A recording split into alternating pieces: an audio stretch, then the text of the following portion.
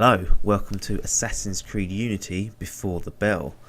I've just about played enough to give you my early thoughts and a provisional grading for Unity. As always though, let me start with my cards on the table. So, I guess the first thing to say is that I've played every console version of Assassin's Creed apart from Rogue, which is only being released on the Legacy consoles. I've not played that, but I've played up until Assassin's Creed 4. Another point is that I should mention that I am starting to get a little bit fed up with the franchise, if I'm honest. There's no way that there needs to be an Assassin's Creed game every single year. And I sit there and slate people for buying COD year in, year out, but to be honest, this is just as bad really. Although it offers a big single player story usually, the terms of the mechanics don't seem to move on that much. It's worth keeping that in mind, that I'm starting to get a little bit of franchise fatigue. Thirdly, I'm playing this after Ubisoft had released patch 2, which I know corrected some of Unity's higher profile bugs and issues, so I didn't experience probably it as bad as what some people were doing when they played it straight away on launch.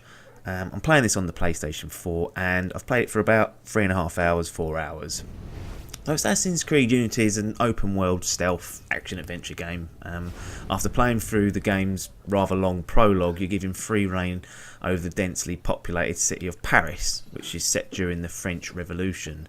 One of the major omissions from Assassin's Creed 4, and what's not in Unity, is the pirate theme and the naval mechanics. And I find this quite a bizarre choice, because that was one of the major positives of Assassin's Creed 4 in my opinion, was the naval theme and its mechanics.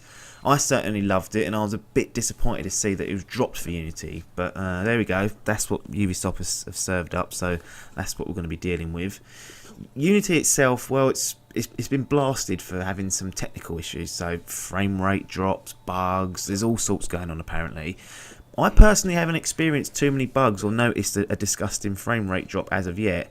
Now maybe it's because playing on post patch 2 has sort of, you know, allowed the game to run a bit better, or maybe I've just been lucky, I'm not paying attention properly, but I can't really dump on it about, you know, being technically flawed because I've not really experienced any major problems with it. What I can dump on it about is the fact that the AI is poor really. It just feels so dated and basic, and they just haven't evolved this part of the game for a long time. The guards, they follow the same patrol routes, they stand looking at walls for 10-15 seconds sometimes, just waiting for you to sneak up and choke them out. They can be pretty oblivious at times, and the difficulty becomes that there's normally a lot of them, not they carry any form of actual challenging intelligence. If the AI do discover you, then you'll either be plotting your escape using the much improved free running mechanics or take them head on with some combat. Now combat wise, I like the change they've made. You can no longer slay 10 people in one go all at the same time. It's much tougher and requires some decent timing, and when you've got more than one enemy to deal with, you've really got to have your wits about you, using your parrying and your dodging to open up some time to give them some punishment back.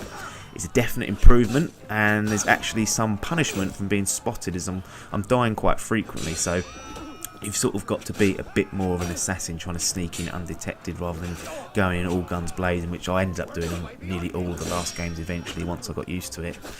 And I said, in terms of the free running mechanics, I think they're definitely a step up. The design of Paris really lends itself to you getting around, and Arno is a very competent parkour practitioner from the get-go. I mean, I've got no idea how he's learnt all this, but he can scale up buildings and jump over things as soon as you get hold of him, so he must have had a very good upbringing to be able to do that. He's got quite a leap on him, and it feels like you can make gaps that you couldn't do on previous Assassin's Creed games, and I'm finding that there's less sort of suicide jumps, so he won't just stupidly jump off a building or jump off a castle that's going to make you land on the floor and end up in an early grave. The game blocks it and won't actually cause him to jump off unless there's something for him to get on the other side. And I find that just having little blockers like that certainly makes the whole game less frustrating, because on previous games I was finding myself accidentally jumping off buildings several times and ending up dead, which, you know, probably was my fault, but, you know, they've seemed to have corrected it and tried to make it a little bit more accessible here. Paris feels like a live and a lively environment, an actual sort of live world. The NPCs are busy getting on with their lives, protesting or making just some large on-screen crowd situations for you to get through. It's definitely a step up from previous games, and it feels like a real actual environment. But what I don't find is that Arno feels part of the city people just don't really take any notice of him or you when you're walking around, unless you start a fight and start killing people. It just feels like the player's a bit disconnected from the city and is not really part of it. So I'll leave the story, side quests, and online and the campaign missions for the after the bell video once I've got my teeth into them and completed the main story. But as it stands now, you know, Unity, it's another decent addition to the franchise. Does it feel like a new current gen exclusive? No, not quite. I was expecting some big things that would set it apart from its last gen cousins, but it's not really there. It feels very samey in that we've done it all before. Combat and free running is good as ever been, but the sloppy AI and the complete removal of the naval and pirate theme, you know, that's what's going to punish Unity for making a big splash for me. As such, Assassin's Creed Unity's provisional before the bell grading is bronze.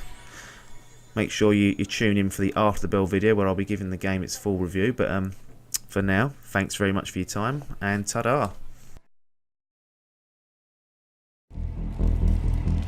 These are the words spoken by our ancestors, the words that lay at the heart of our creed. Stay your blade from the flesh of the innocent. Hide in plain sight. Never compromise the Brotherhood. Let these tenets be branded upon your mind. Follow them and be uplifted. Break them at your peril. Rise, assassin.